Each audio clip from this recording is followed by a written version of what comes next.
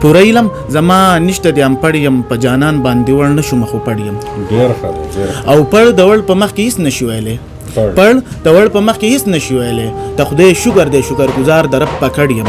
بسم الله الرحمن الرحیم. السلام علیکم ګرانو قدرمندو، زیب ابوبکر او تاسو ګورئ خپرونه د یادونو مازیګر. د یادونو په دې مازیګر کې زموږ سره زموږ میلمه عیسی محمد او ورسره زموږ میلمه راغلی دی مسلم خان مسلم جان راغلی دی. اولنی پیر باندې د سره زموږ اتفاقا ملاقات وشو. نو هغو سره ستاسو ملاقات کوو، هغو به ستاسو سره مختصر شانتې ځان معرفي کړي او بیا به راځو خپلو اشعارو له. مسلم جان صاحب د دې کتونکو سره لږ شان ځان معرفي کوو. جی زه ډېر شکریا ادا کوم چې ما اوري او ما برداشت کوي، او خاص کر خپل مشرانو چې مالا دونه مخه راکړه.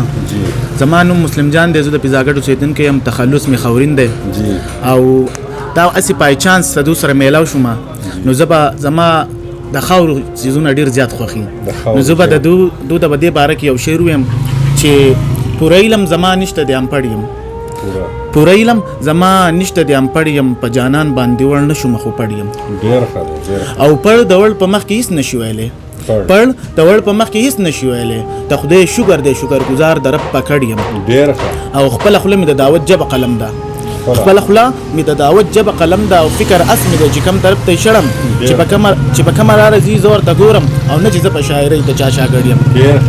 او پښتو ژبه د زما بله مې نشته، پښتو ژبه د زما بله مې نشته، او نه چې زه په نورو ژبو کې ګډوډ یم، او زه خاورین یم، زما تبه د خاورینه او زندګي مې د خاورو په جونګړ یم. ډېر ښه، زبردست. مسلم جان صاحب ستاسو د اشعار چې موږ واورېدو نو واقعي په موږ ډېر ښه ولګېدو، او په یو شعر نه موږ ته نه موافق کوو، او که په دې رسخت کې د کتونکو سره نورې څه غزل یا اشعار شریک کړي څه به ډېره مننه وي. زموږ سره په هسپتال کې یو عیسایي و، د هغه دپاره ما یو شعر لیکلی و چې سني نوم دی.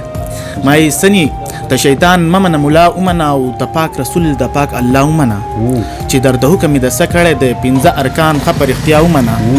اول کلمه ته کړه چې ځان مسلمان، 15 منځونه روزانه ومنه، او دریم روژه د خو په کال کې راځي، دریم روژه د خو په کال کې راځي، دا د وجود خپل صدقه ومنه، او څلورم مال کې صفایي پکار ده، څلورم مال کې صفایي پکار ده، یتیم مسکین ښه په خندا ومنه، او پنځم دی حج خو چې طاقت لري، پنځم دی حج خو چې طاقت لري، د الله کور خانه کعبه ومنه، او خاورین وی رب ګناهګار یم زه، خاورین وی رب ګناهګار یم زه، خو امتی مې د طه ومنه.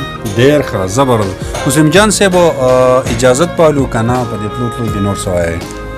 نو یو شعر به در سره ډالۍ کړم درته چې ګټې کړي د ساخیانو په سخا، ګټې کړي دي ساخیانو په سخا، او دا دنیا داسې راغلې ته پخوا، د شومانو په شومۍ زړونه جاښئ، د شومانو په شومۍ زړونه جاښئ، د سخیانو په زړه نه راځي جاښه، او په هیرس باندې چا نه ده زیاته کړي، په هیرس باندې چا نه ده زیاته کړي، او خپل نصیب سړی ته رسي خامخا، او رب رازق دی د هر چا روزي رسان دی، رب رازق دی د هر چا روزي رسان دی، او چاله عمر کوي او مخوري څوک پخه، او خلک وایي په خوږه ژبه خار خوړی شي، خلک وایي په خوږه ژبه خار خوړی شي، خو خپل کور خوړلی نه شي په ترخه، او د ترخې ژبې له مخه خلک تښتي، د ترخې ژبې له مخه خلک تښتي، یو مار بچي خوري ګیر چاپېره د خپل خوا، او ای خاورینه دنیا ډېره بې وفا ده، ای خاورینه دنیا ډېره بې وفا ده، خو پکې د آخرت لره توخه. ډېر ښه، زبردست.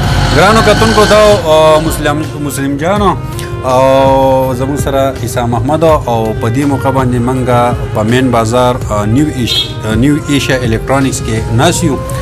کوشش وکړو چې د مختلفو ځایونو نه د مختلفو شاعرانو سره تاسو ته راځو. تر روان پروګرام پورې ستاسو نه اجازت غواړو. د الله په امان.